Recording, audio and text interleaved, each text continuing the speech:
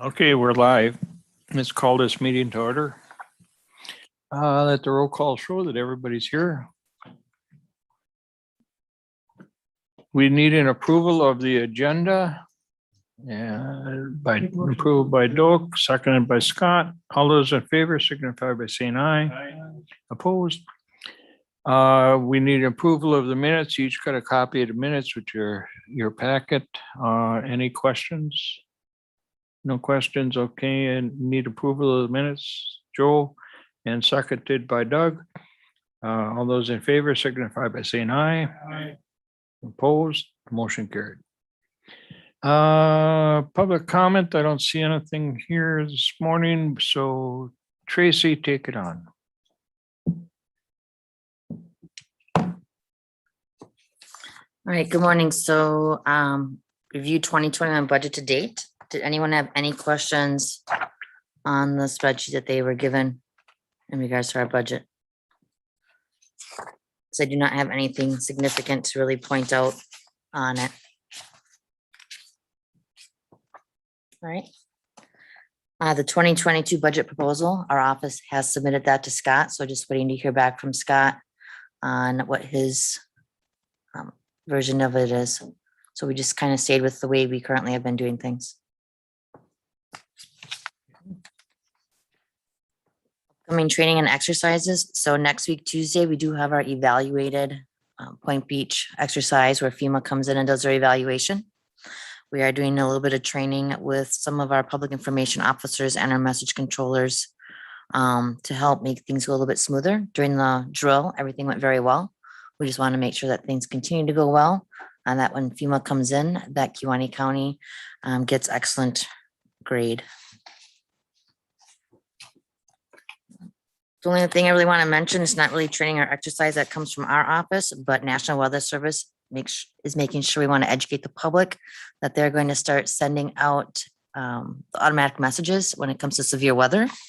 So anytime we have a destructive wind situation coming through Kewaunee County, meaning we have 80-mile-per-hour winds with 2.75 inches of hail diameter, that they could send out an emergency notification to everybody in the county saying that we have a destructive situation going on. I don't have a real example because fortunately we haven't had one here yet, but they just started doing that. The other thing I wanted to mention is September happens to be National Preparedness Month. So our office is sharing a lot of information on social media just for different tips to stay safe. The next is update on Sirens. So Point Beach had sent out letters to a number of different municipalities, letting them know that they had sirens in their municipality and what their wishes were. If they didn't respond back by the end of August, or if they did respond back again, saying what they wanted to do, they'll be looking at taking them down the end of this year, early next year. From my understanding, all the municipalities that received a letter, nobody wants them. Oh, I did put your name down to receive a letter. So I'm sure you want to keep those. I like the post, but I'm not gonna go figure it out. So I'll follow up with them on that because even though you are no longer in the emergency planning zone for Point Beach, your sirens were in the old emergency planning zone when Kewaunee Power Station was a functioning plant. And I wanted those letters sent out to those that had those types of sirens as well, because it is unknown of the exact ownership. So I'll follow up on that. But again, the end of August was when you were supposed to respond by. So.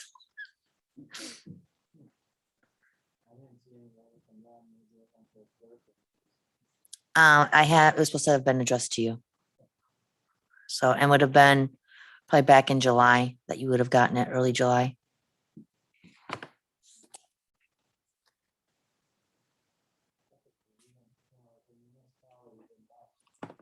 Right. Again, none of them want them. So I don't know moving forward how we're going to do that just yet. There's 5 other sirens here in Kewaunee County that are owned. 2 of them by the village of Luxembourg, 1 by the village of Casco, and 2 by the city of Algoma, that they're still on the current system that Point Beach pays for when it comes to sounding the sirens. So something will have to be done moving forward with those 5 sirens.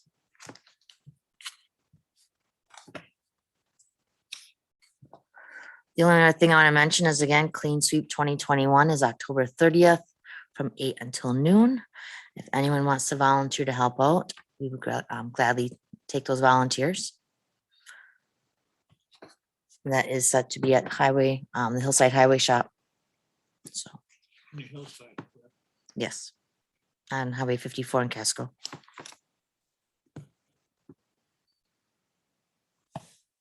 Anything else? No. All right. Matt, you and Jason, take your choice. Who's gonna start it off? Yep, sounds good. I'm gonna start off with review the 2021 budget. Everybody should have got that electronically. No big surprises. One thing I like what Paul does, and it's a good sort of tracker, is up in the upper right-hand corner of his all of his budget worksheets, his monthly updates, is that benchmark and payroll. So that basically gives you a quick snapshot of where we should be at this time of the year. So you're able to kind of look at all those percentages along that right column and say, okay, where are we? Are we above it? Are we below it? How are we tracking? And some of these you don't want to get too hung up on because there's some things that we tend to pay on the front side of the year. Like in our outlay, we tend to make those purchases like the squad cars and so on, maintenance agreements. But there's other things that are very routine that go on incrementally, such as fuel. So that should be fairly accurate. So you'll see some things that are tracking spot on and others that might be tracking either ahead or behind. But if anybody has any questions specifically, always feel free to reach out to me. But nothing really huge except for, and I'll bring you down to that second page. Towards the bottom, you'll see 635% as far as expenditure. That's a little higher than we'd like to be, of course. That's for building repairs. So that's everything that we've been dealing with in regards to that jail. The different things that we've had to replace and fix in order to get that thing back up to standards. And that is going to continue to increase. We just got a quote from Tweed Garrett on these toilets. They sent us two options. One was to replace all the toilets in J block as well as all of Huber, and the other one was to replace all the toilets throughout the building. Well, of course, we're not going to replace all the toilets throughout the building, and probably not even in Huber block. But we do have to get that toilet and sink back up to grade in J block, because right now we're still running that one as vacant. Nancy will not let us house anybody in there because the toilet, of course, is not there. It broke. And so I'm waiting for a follow-up bid for just that cell block, because that's imminent. That's something we have to fix. The rest of them would be nice to fix. Something to note is that in Huber, if we lose the toilets in Huber, even just that one toilet, it pretty much knocks us out as far as being able to house in Huber. That could be a big impact. But as of right now, they're all operational. Everything's good. So again, I think I would assume it's the wishes that we just do what we have to do to keep that building viable and not necessarily spend additional money on it. So that's going to be an incurred cost that's going to be coming up here after this fall. The other thing is that front metal door. We did get a rough estimate from Stronghold. It's a company that specializes in jail equipment and security locks. And they're not going to be able to get to us till fall, but they did give us a rough estimate for about $5,000 to fix that front door. That is that large metal locking door that coming out of the jail. That has been malfunctioning now routinely. We've had Greg and Noel there on a more regular basis, trying to basically nurse that thing along and get it to work so that it'll either open or that when it shuts, it actually locks. So it's on its last limb, and we are going to have to fix that yet this fall. So again, we are going to incur some costs in that jail as we close out 2021. The other big expense I just got yesterday, and again, we've been very fortunate. We stood up that radio system almost a decade ago and haven't really stuck a lot of money into it. Some small things. Well, about a month ago, the microwave went down up in Algoma. The microwave was what creates what we call backhaul. It allows for the system for the towers to talk to each other. That microwave unit went down, which basically orphaned Algoma. They couldn't get into the system. So we were in a dicey place there for about a week. We had to actually bring in a brand new microwave and have that installed. That bill came in yesterday at 10 grand. So these are the bills that you incur with these kind of systems. And again, for the last decade, we've been getting pretty lucky. The money for this was in maintenance agreements, because years ago we actually paid a maintenance agreement for our communications. So the decision was made not to do a contract and just do time and material. And again, I think we made out pretty good over the years, but now it came back to kind of lose. And it is what it is. And we couldn't, that's not something we cannot do. We got to have communication into all these communities. So just want to give you guys a heads up on that. So again, that's going to take that equipment repair and really send that through the roof. The good news is overall we're tracking, when you look at the bottom line numbers, we're tracking at 54%. When you look up there, we should be tracking 56.51, and we're looking at around 54%. So we're tracking spot on as far as where we are in the year. And it's my hope that as in past years, we'll be able to do some budget transfers to cover these items that we didn't anticipate. We'll be able to find some residual and other line items that will cross over and transfer. So that's pretty much what I have for the 2021 ongoing. Are there any questions? You probably want to, Mary is hiding back there. But when you put it in the minutes with the microwave, we should define that as a microwave for the radio system. Yeah. And not that we are $10,000. making a $10,000 microwave to make lunch. Go ahead. The only other thing I would add to that is, the last two budgets, we did not budget for extra regular time, somehow it got missed. Before that, it was around 10,000 that we were going through a year. We talked extensively with Paul about it, and Paul thinks it needs to be added back, because the way our schedule works, we work people extra hours on certain weeks. And we use extra regular for training that officers want, which we versus training. So really, we're 10,000 on patrol and 10,000 in the jail, less than what we normally would be. What's offsetting that is we were a couple positions down in the jail for 3 months in the beginning of the year. That'll probably be enough money to offset it for this year. But that is something that definitely needs to be back. Okay, so, Last year, because of COVID, it just wasn't an issue. right. So they're going to add it back in 2022? Yes. Okay. 2022 budget, we have had a meeting with Paul and Scott. We are, of course, refining just like everybody else's budget. So we're actually down in outlay. Last year, of course, we had the large expense of the portable mobiles for the radios. This year, we basically just have the basics, rotation squads, and some, other smaller equipment. So we're not looking at some larger ones. The one thing we do have in there that was in the capital outlay, the long-term capital outlay plan, was that drain for the evidence building. We bought that building back in around 2010. And even at the time, we said we really need to put a drain in that building, and it just kind of got pushed to the side. So when Paul started this, 5-year capital outlay project, we put it in there right away. And so now we're actually at the 5th year. We're at the tail end of it where it has come up. So we're refreshing those bids for concrete and plumbing to try to get that floor drain. I mean, the way it looks, we're going to be in there for a while. In the last couple of years, we thought, well, maybe there's a chance we're going to be moving out of there. Looks like we're going to be in there for a few years, which is fine. But we definitely need to put a floor drain in that facility. Right now, it's a flat manufacturing floor. So if we bring vehicles and equipment in the winter with slush and everything happening, it's just there. So we want to have a place to be able to walk vehicles, melt vehicles, where we can contain all that dirt and silt to one area and not be draining it all over that building. So again, we're freshening up our bids, and that is an outlay for this year as well. But even with that, it's still less than what we had last year, our outlay. So like Tracy said, pretty much everything else, we're just holding our own, right? I mean, we're not looking to increase a lot of stuff. We're just trying to hold our own on the various line items and try to bring this in as tight as we can. Another thing that's helping outlay next year a lot is Sheriff put in for several grants under COVID, and we were able to get things that we're actually using in outlay next year. We would have had to put in for a couple of computers, a $20,000 watch guard downloading suite, and a couple of watch guard units for squad cars. And we were able to get that. So next year, because of that, we get a year off where we don't have to purchase this. Try and get a couple of squads out of it too. You can be creative in a lot of ways, and that's what you have to be, right? You have to make that connection to what you're trying to get covered and the mitigation of COVID. So it takes a little bit of creative writing style is what it comes down to. But we were very successful in that. The first one was around 45,000. This last one was almost 90,000. So whenever those grants do come out, we are always aggressive and try to chase those down. What is your availability this year on squads?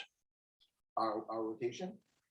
Not the rotation, but if it's anything like any other vehicles, I mean, you can order them today and you'll maybe get them next year at the same time, Oh, that way. You're right. I mean, we'll put it in as soon as we know that it's a go. We're going to lock it in with 12 state contract. But you're right. It's going to be like everything else. So, we're finally getting last year's into operation. mainly because of the same thing, we couldn't get certain supplies that we wanted to put in the squad. So typically, we always like to have those squads upfitted and on the road by May. And now here we are in September, we just got those squads on the road from last year. So we understand there's gonna be a delay, and that's the way it is. So fortunately, you know, with the rotation, we increased it. Years ago, we were at a 4-year rotation on the squad. We upped it to a 5-year rotation. And even with the 5-year rotation, I mean, we every now and then we get hit with some big repair bills, but we're holding steady. We're not necessarily trying to hold them together with duct tape, to get them until the new squad. So we're in a good place. Okay.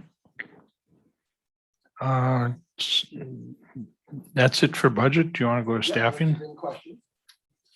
Staffing real quick, nothing real big in regards to, new hires or the training, everything.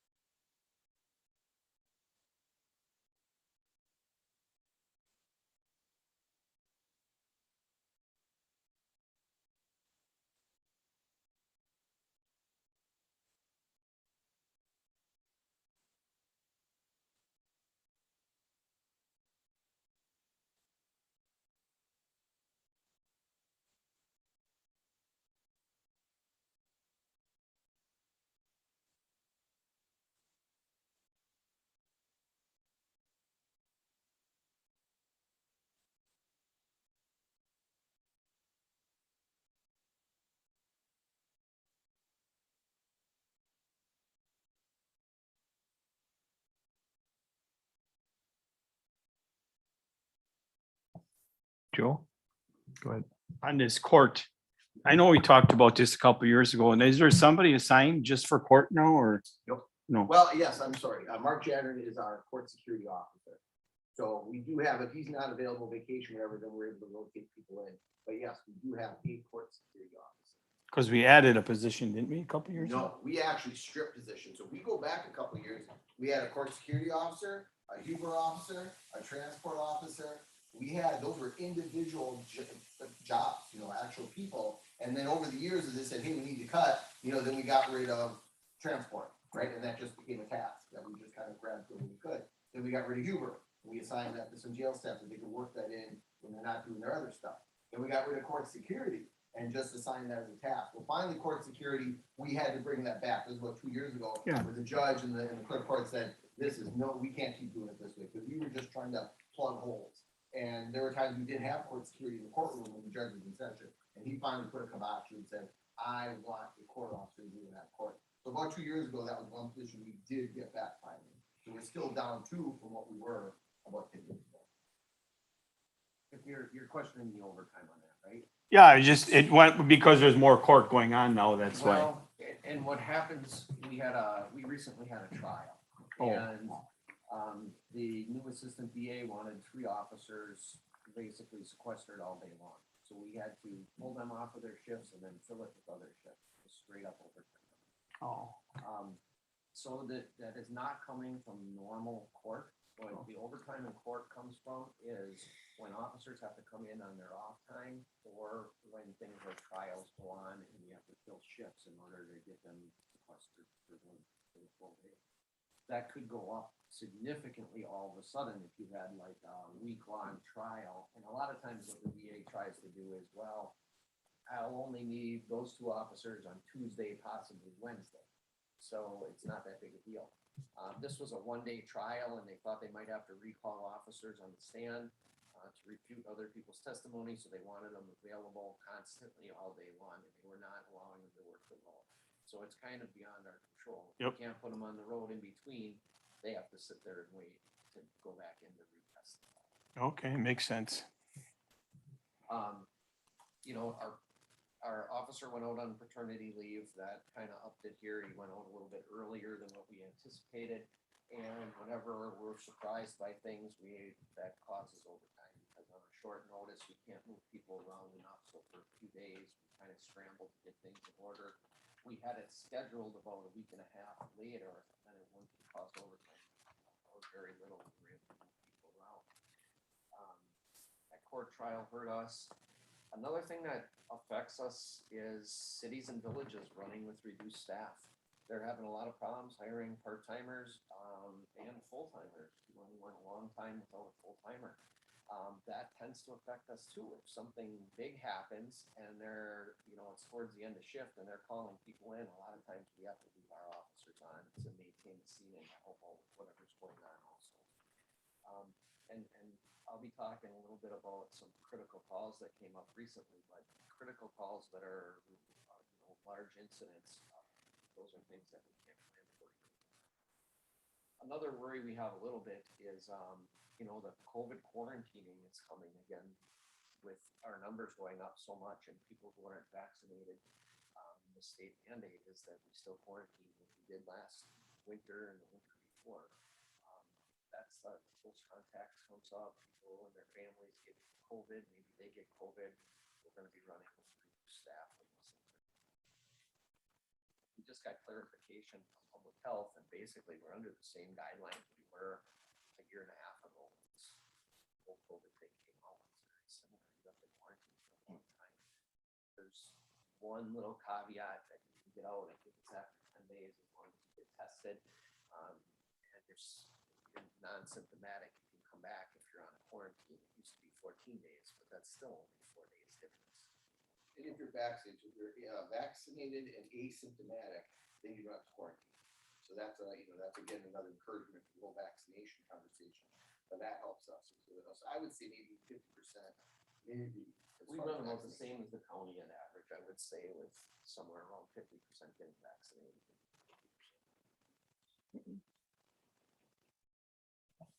Any other questions on overtime? Okay. Next. Jail study. So I mean, everybody, you were in the meeting last week, Friday. I thought it was a very good meeting. And Bill, if you wanted to add anything to it, or I don't know if John was there, but any input that you have, I thought it was made a lot of progress. And we're going to be scheduling another one coming up shortly. I did contact the Calumet County Sheriff yesterday. They are actually having their open house this Friday. And they will be they'll be taking possession basically or open up the jail for operation in like November because they've got all this whole transition and training and getting everybody moved over. But they're at a really good stage, I think, for another tour, just to kind of walk through another facility. Because when we all did the tours, what's it been, almost 2 years, we weren't necessarily thinking at the grass level that we are. We're at the 30,000 foot level looking at big picture. Well, now we're starting to have conversations about how big should the kitchen be? How big should the laundry be? What does that flow look like coming in from the Sally Point? And I think it would be valuable to do another tour to really get our heads wrapped around what that looks like physically. So that's something that we'll try to schedule maybe the next 2 to 3 weeks or something. But yeah, Doug, do you want to add anything in regards to what we discussed or kind of where we're at? No, it was a good meeting, constructive. I think we made a lot of progress on this space allocation. Steady as we go. So are you looking at something similar size to what was before or? So the decision was made after looking at everything, I think 2 meetings or the meeting before, that they said, okay, what is gonna be the size? And what was the recommendation? What was basically decided upon was the 52 to 85. After all was said and done, it circled back to, that's the most efficient, effective floor plan for the minimum staffing.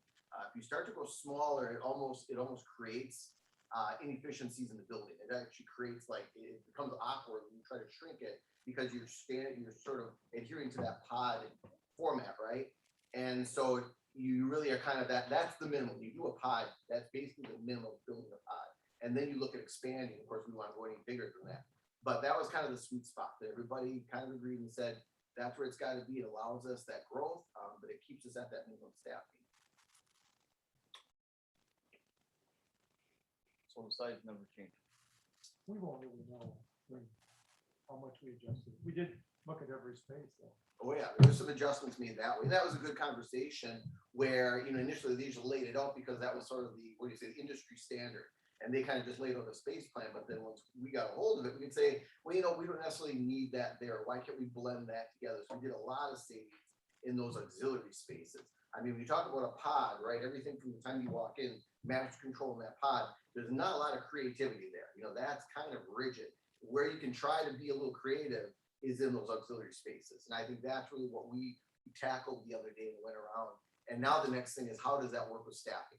Because we have to make sure there's fluid staffing, not only for how we want to blend booking and dispatch, but we were talking about day reporting, people that come in for intox, DNA sampling. We've got to be able to have people that are still able to respond to the community, because there will be times that the community goes to that building for certain services. And if we just have the minimum and they're all locked in the jail, we've got to figure out how to make that work, because it's not going to be by us. We're going to be over at the courthouse, and so that separation, we've got to also play into that. Same with transporting. We're going to be moving people that not far, luckily, but how is that going to look when we have to transport somebody for court, those 10 blocks or 8 blocks, whatever it is. So those are the kind of conversations I think we're going to start to get into, is that daily operation and how that's going to affect that floor plan. Did that, so when you redid that, that was like a huge savings, or? We don't know yet. Like Doug said, right now we're just looking at, do we need like male, female bathrooms, or can we do unisex? Do we need, 2 different conference rooms, or we do one multi-purpose room? So we're kind of just having these ideas of how can we, be as efficient as we can and not have redundant spaces and redundant rooms. So we really don't know what that's going to look like. That's what they're doing now, is they took all that from that meeting and they're gonna lay that out into a plan that we can look at and kind of say, okay, that's what it looks like. We still don't have a floor. No, because that's Which is phase 2. right, and I understand that, but we started out with a list of rooms and sizes of rooms, which are kind of a standard template for building a jail. And we kind of went through there and we counted up how many bathrooms there were and how many conference rooms there were. And we said, do we really need that many? And we pared that down. We also tried to picture how big some of these rooms were and said, does it need to be that big? And so that's where we ended up, but they couldn't give us a savings at that point until we go back and they recalculate their. So they just use that, what did they say, net square footage inside the gross, jail. yeah. And then they multiply it times 15%, and then they multiply it times 20 to take care of the walls and the hallways and all those, so it's still a pretty vague number. But we're narrowing it down. We won't know what that final number is until we're done with phase 3 and we have a layout in front of us.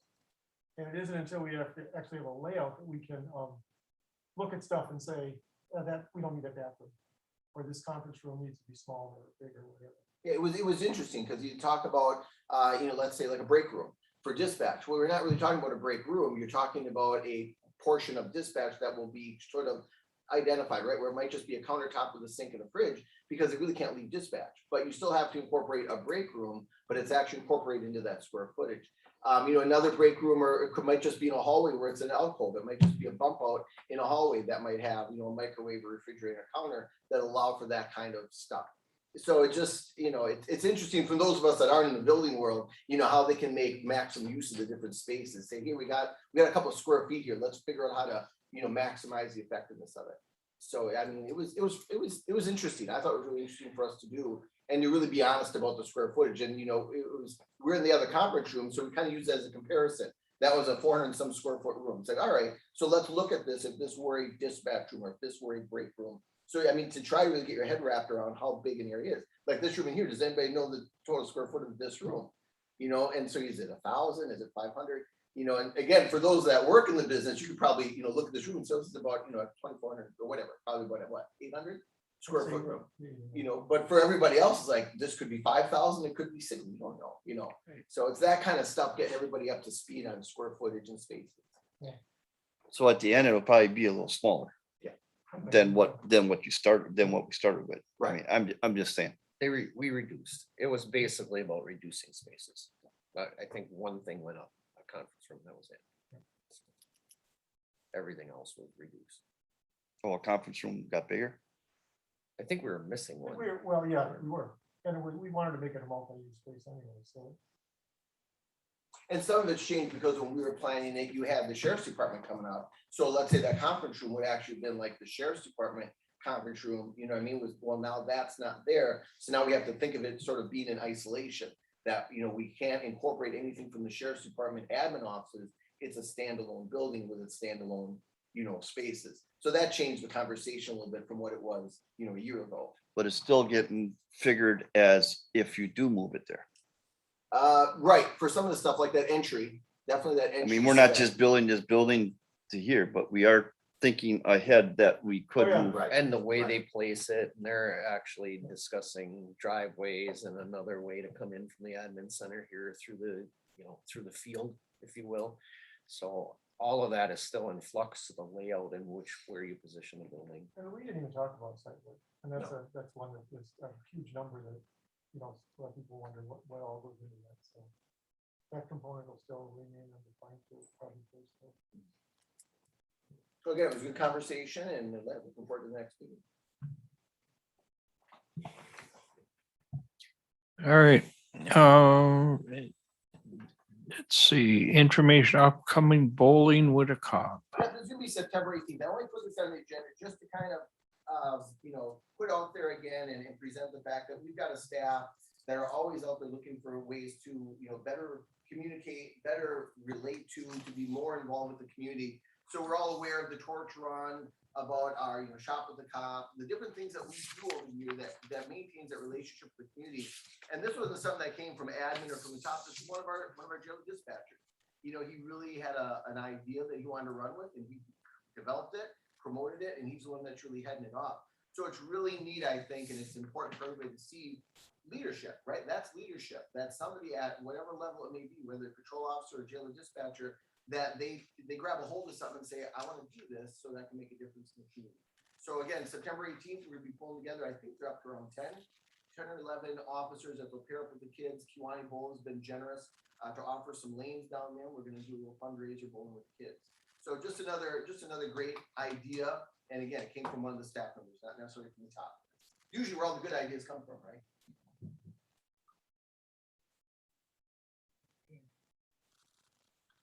Next, critical calls. I think that's yours, Jason, right?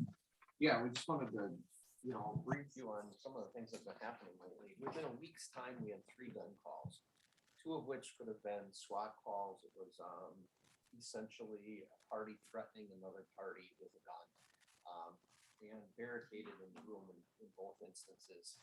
We were able to get officers to convince them to come out, and we were able to avoid SWAT calls on those, but those were, very significant incidents that could have escalated very quickly.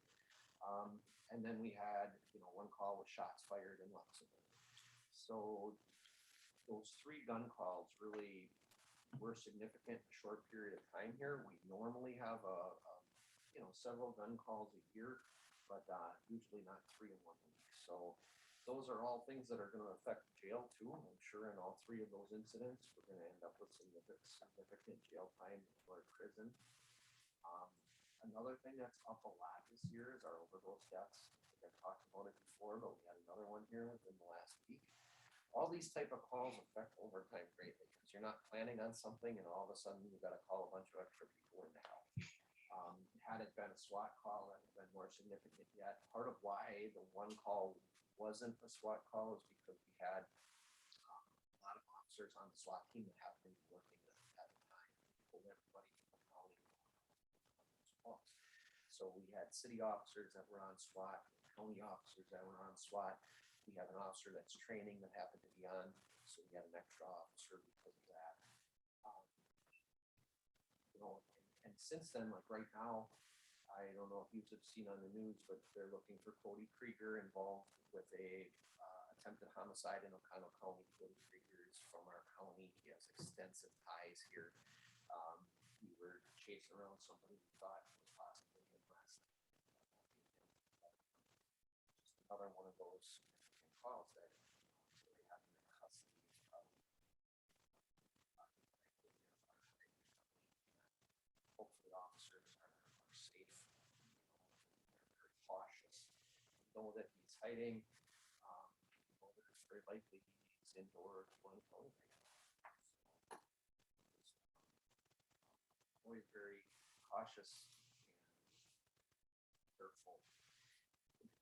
The point is, that I really wanted to make is, you know, this, you think of Kewaunee County as being a nice, safe place. We don't hear about all this stuff on the news, but certainly there are calls out there. We've had, you know, 2 officer-involved shootings in the last 5 years, and we're regularly getting gun calls where something escalated very quickly. Hopefully, you know, everything continues to end up safe and nobody gets hurt. We're there for law enforcement. It's certainly something we can do on a regular basis. If you guys ever do get a question, I had another one. I was doing a presentation yesterday, and there's a lot of attention being paid to these new programs or departments are putting together these mental health officers. And so they're hiring additional people and specifically making them available when we have these kind of calls to try to work them through if it's a mental health crisis. And it's important to note that in Kewaunee County, we've been doing that for over a decade. So when you hear about Green Bay PD or you hear about these other counties or cities, and they're like, oh yeah, you know, we've got this mental health officer. Basically what they're doing is they're sending them to CIT training, that's crisis intervention training. We did that over a decade ago. And we didn't just do it with 1 or 2, everybody got it. Everybody. So that's, I think we can be very proud in Kewaunee County that we not only did it 10 years ago, but we've been maintaining it as new people have been getting hired. We send them through that training so that we maintain, not just on the road, but even in jail dispatch, that everybody has those fundamentals in mental health. And that makes a difference in these calls. The difference between us ending up on CNN and us resolving something that the community never even knows about, that goes to the men and women that have those skills to be able to de-escalate and diffuse these things so everybody can wake up in the morning and listen to birds chirping. And so it's important to know that we're on the cutting edge of this, that we're not like, you know, just hanging back, hoping nothing happens. We've been on the cutting edge and on the forefront of this for years. And I think we can be very proud of the men and women that are able to resolve these things as peacefully as we have resolved them over and over again. Because like Jason said, this isn't just like once every couple of years, this is happening weekly. And each one of these have to be de-escalated. That comes to a peaceful resolution. Any one of these could turn into a you know what. And next thing you know, we got microphones in our faces. And we got groups coming in to protest against our community. And the only thing keeping us on that line are these men and women that have those skills. So I just, you know, if it ever does come up in your town meetings or in any conversation, just let people know we got this. We're on the forefront of this, and we have some great men and women at 2 in the morning doing what they need to do. Anything else? I got something. Joel? It's not really important, but is it a law that you have to have a license plate on the front of your vehicle? Wisconsin is a 2-plate state. There was some debate on that maybe about 8 years ago, where to try to save some money, they would turn into a 1-plate state. Law enforcement pushed back, and that's really the reason for it is law enforcement. That if we're confronting a vehicle from the front, just like it was from the back, we got to be able to at least call on that plate. Because if something goes south, at least dispatch knows, hey, that's the car they're dealing with. If you got no front plate and we're confronting the vehicle from the front, it's all bets are off. So it really is an officer safety issue, and that's why Wisconsin remains a 2-plate state. You see so many vehicles, they don't have them on, and I didn't know if that was taken out or. Nope, still a thing. So if they want to put their handy dandy SpongeBob SquarePants front plate on, they can do it, put it above it, below it, next to it, but they gotta have that front plate somewhere visible.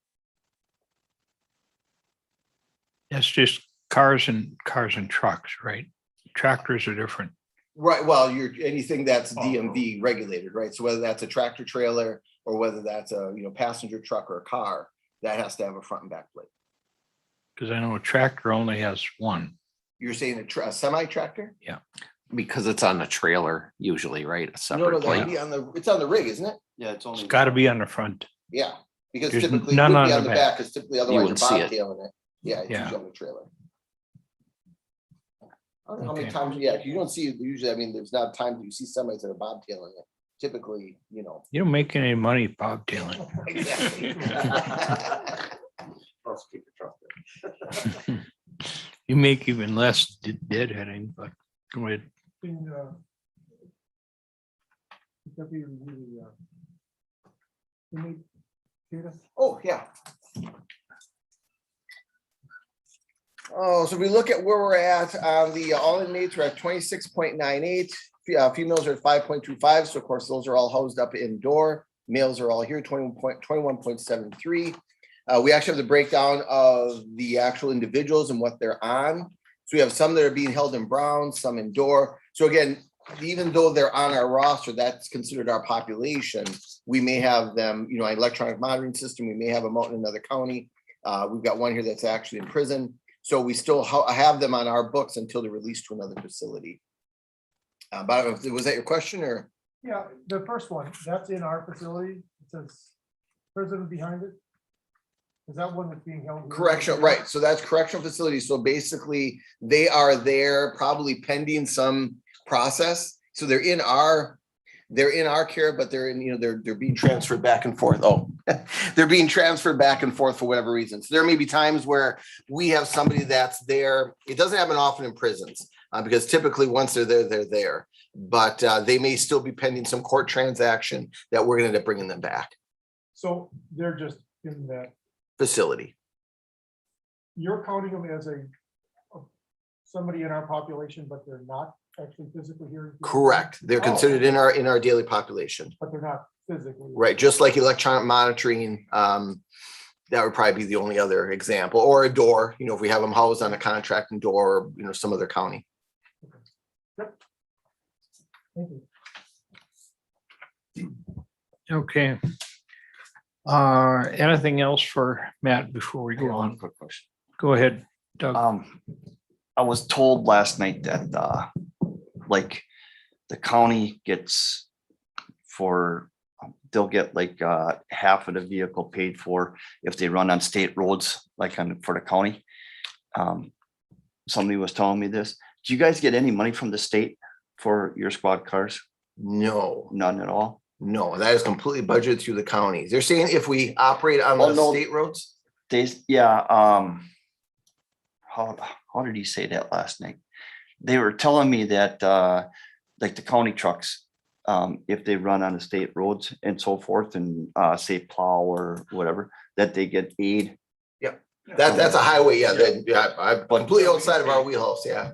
Right, but, nothing with the squad. No, in fact, when it comes to state and county roads, even like, citation, people always talk about citation revenue. Oh, you guys are just out there trying to make money. We see very little out of any state statute that we write. So if we write a ticket, whether that's OWI or whether that's speeding on a state forfeiture, we'll see pennies on the dollar that actually comes back to the county. A lot of that goes to all sorts of different places. In fact, if I have a bail bond book, you can actually see the breakdown where it goes into, court fees, it goes into, transaction fees, but really what comes back to our county is minuscule. Now, if we write an ordinance violation, like let's say DC with a motor vehicle, that's county money, right? But yeah, when people say that we're out there running radar and just trying to make revenue, not happening. That has nothing to do with revenue source. We get very little that ever comes back to this county. Well, even on ordinance, I know we had in our town last year with garbage, and I think the fine was around $200. I think the town ended up with around 50. Yeah. So not a money. Most of it goes to, it's all laid out in a bail bond book of where it all goes, but there's like 10 different pots to fill with a citation. I don't know, they just asked me to ask questions, so now I know. What happens when a state officer writes a citation?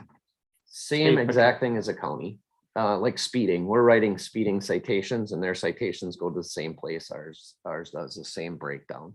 So those 10 different pots that it goes into, everything from the state school fund to, you know, court fees, all of that. On the population here, you list home monitoring, but nothing about Huber. Is there a way to distinguish which ones are Huber? If you look down at the bottom, you'll see KWSO Huber. It has H. So the first initial after there is, after the first set of dashes? Correct. That's where they're housed, Matt. That might not be. Because they should be in That's the Huber. breakdown of where they actually are right now. So they're in the H block. Right. Huber. But it Oh, isn't yeah. It doesn't mean they for necessarily have sure Huber. they have Huber. So like last year we had, so you gotta follow me. So as I said at that meeting, so Huber is something that's given by the court. The judge decides who does and who doesn't get Huber. So we'll get somebody on a 90-day Huber sentence. So they're identified as Huber, but we may take it one step further and say, well, you've got Huber, and because of space restrictions or last year because of COVID, we're going to put you out on emergency or on electronic monitoring.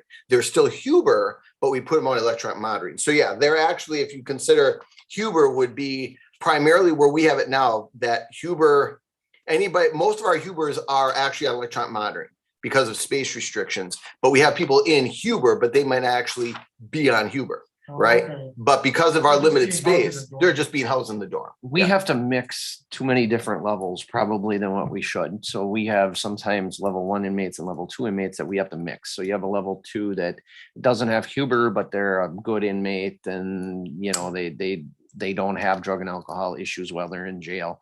We might put those in the Huber block with actual inmates that have Huber because we just don't have space for them. Okay. Got it. So this is a breakdown of actually where they're housed, not necessarily what they're on. So those H blocks look like Huber. It doesn't necessarily mean in our current facility that they have Huber. And H refers to the dorm space? Yes, the F is female section, like our female pod, if you will. And then J. J is what? Well, back in the day in 1969, that was juvenile. Oh, I see. We still, So of course we still can't call house it juvenile juvenile. J block, We just juvenile call it J block, block. but it's not for juveniles. Got it, okay. Old names die hard. Boy, you have a lot of them. Well, there's only one J cell because one is shut down because of the Right. toilet. F cell, there's only 2 on its best day. And M main, there's only 4 on its best day. So once you fill those Makes sense. 8 people or 7 right now, you have to put them in Huber. There is no other spot for them. And the receiving again is very short term. So you won't even see receiving as a housing option. Receiving is only on that initial entry, and then we use it for disciplinary and short term. Any more questions? All right, moving on. Next meeting is set for October 13th. I'm going to try and reserve the large conference room instead of the boardroom for the meetings. I don't really think we need the boardroom unless we get a big crowd. We have never had a big crowd here. The meeting for November, I put it down for November 10th. I'm hoping that's good for everybody. Following week, we're looking at deer hunting. I don't know who's all deer hunters. I'm two-legged myself, so. And I got my doe a while back.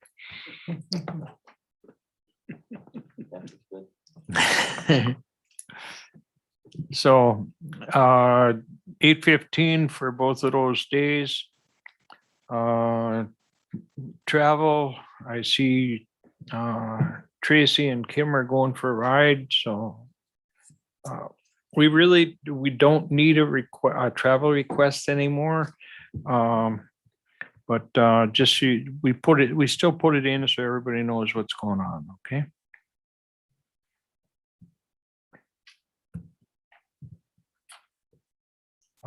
I really don't have any real comments. Thank you very much, Mary, for putting up with us again this morning. Appreciate it.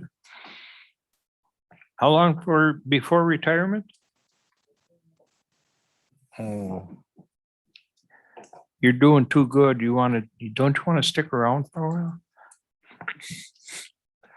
All right. Is there any other business? Not hearing anybody else jumping forward, I would take a motion to adjourn by Doug, seconded by Doak. All those in favor signify by saying aye. Opposed? That motion carries. It is 9:06.